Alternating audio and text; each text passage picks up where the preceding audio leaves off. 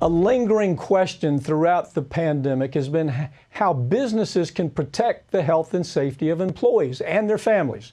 Yet some politicians have been pushing hard for legal immunity, preventing workers from holding companies accountable. Litigation director for the Public Justice Food Project, David Maraskin, joins me right now.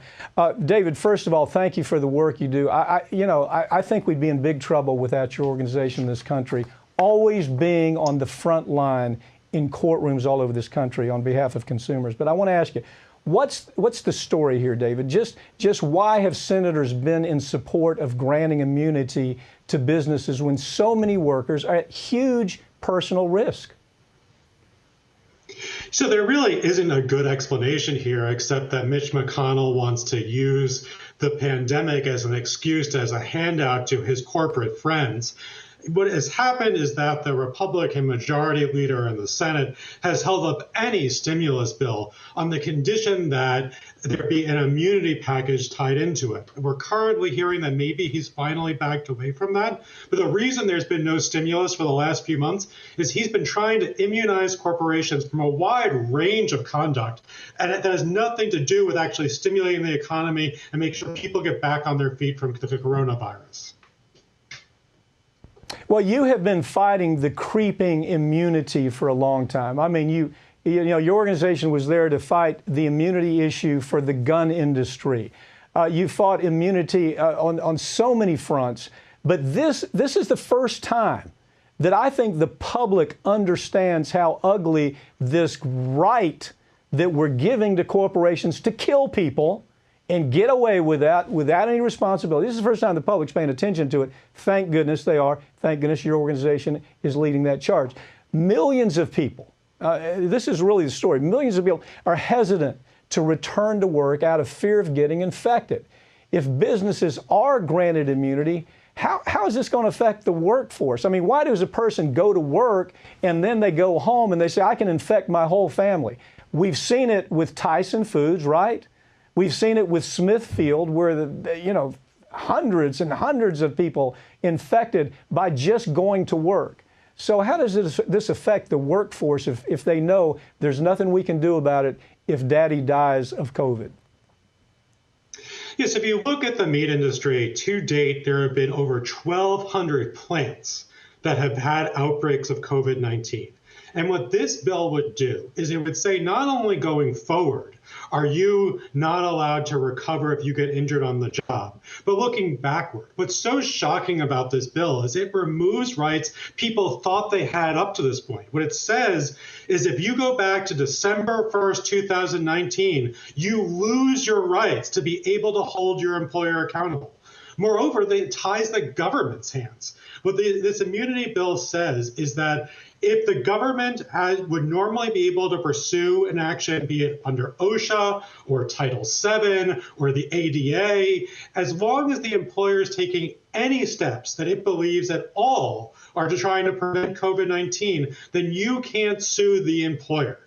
And right, what we're talking about is getting rid of bedrock principles of a liability in American culture that's supposed to hold employers accountable. What the bill would do is it would say you could only hold an employer accountable if you prove something that the bill calls gross negligence. But what we actually know is something much higher. What it says is that you have to prove recklessness, a mental state that the employer intended to harm the worker.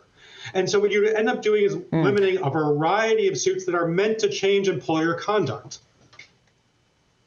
Yeah, so we've got Turtle Man McConnell. Turtle Man McConnell knows the stories. He knows the story, the Tyson Foods story, which I'm sure you know, where leadership, the management at Tyson Foods, they actually were taking bets on how many of their workers were going to get COVID and die. They actually had a pool set up just like a football pool. This wasn't a secret. So Turtle Man McConnell knows this, but Turtle Man's going forward with it anyway. If someone contracts COVID on the job with the way this is set up, what action can they take to hold their employees accountable now, and how would that change?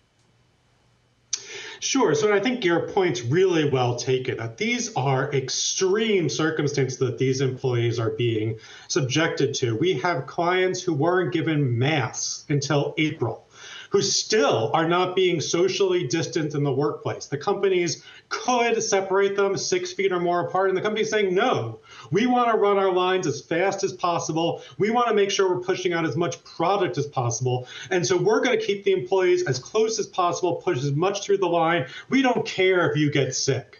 You know, they put up these images, you're showing one right now, of these flimsy plastic barriers that they put between workers. Those are proven to do nothing on a line like a production line. They're just there for show. The companies could space workers, and now they're not.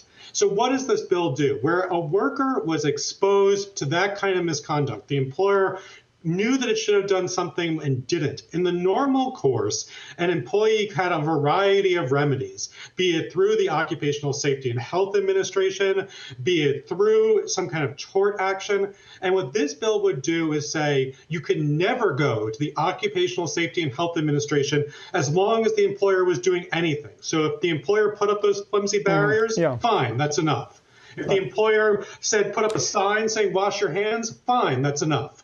And it would also limit the ability of the civil justice system to remedy this stuff. Okay. We got to go. Keep up the fight. I want to have you back on the show as this bill starts making its way through Congress. Thank you for joining me, okay? They say everything is bigger in Texas. Apparently, that includes political scandals. Right now, Texas Attorney General Ken Paxton's under indictment for securities fraud and under investigation for massive bribery schemes. And I have Farron Cousins from the Trial Lawyer magazine to talk about it. It's big in Texas. Corruption is big in Texas right now.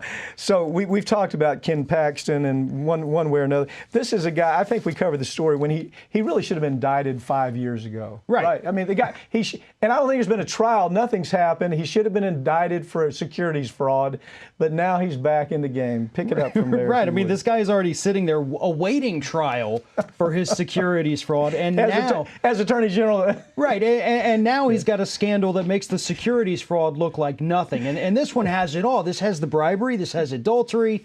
You know, this has retaliation against whistleblowers. Yeah. So I guess you got to start with a guy named Nate Paul, a Texas real estate developer, a donor to Paxton's campaign, gave him $25,000. He got in some trouble, and we don't even know what kind of trouble Nate Paul got in. But then Paxton, according to 8 different whistleblowers, used his power as Attorney General to harass the investigators who were going after Nate Paul. Yeah. Now that's the short form version of this entire crazy story. Let me throw some pieces in here, okay? Now, Nate Paul, who's lifetime friends of good Mr. Paxton here, Nate Paul calls Paxton and says, hey, I got a woman I want you to hire, okay? So Paxton hires the woman. Well, Paul hired Paxton's woman, yeah, exactly. So the woman is now in the mix, and you wonder, is there something about that holds this relationship together? Does somebody know something? But there's already been allegations of sexual impropriety and every other thing. But right now we have an attorney general who's sitting as attorney general while he's waiting for trial for fraud, okay? Indictment's already in place. He's got a best friend, Nate Paul, who is worth $800 million the last time Forbes looked at him. He's made all of his money in real estate, in storage sheds, that type of thing. But he's gone bankrupt. Right. 18 of his companies, I think, have gone bankrupt in the last maybe 3 or 4 years. So this friendship is such that the Attorney General is hiring people to go after Nate Paul's enemies. And they're doing it through the government. Right, and they're breaking the rules, as the whistleblower said Paxton has been, to allow Nate Paul to have access to materials that he should not, as far as the raids on Paxton's home and properties have gone, or Paul's properties have gone. Yeah. So there's that. There's other abuses of power. He even set up a committee within the government just to investigate these people investigating Paul. He had his staffers, because Paul tried to say, no, I'm the victim of all this. I'm filing charges against this group, and this group. Paxton told his people to investigate. They came back and said, listen, these agencies that he's accusing of doing these things, there's no evidence of any of this. It's all fraud. We're dropping the investigation. And that's when Paxton lost it. Yeah, that's when the whistleblower went off the deep end. The point is, it's this outrageous. He's using the Attorney General to hire people to target the people who raided Nate Paul's office and took evidence. I'm wondering, does the evidence lead back to him? Oh, you got to think it does. And you know what? It's amazing because Nate Paul bought this much loyalty for just $25,000. That is a bargain. You don't see it that cheap. $25,000. He's got this whole thing upside. This guy's on his way out.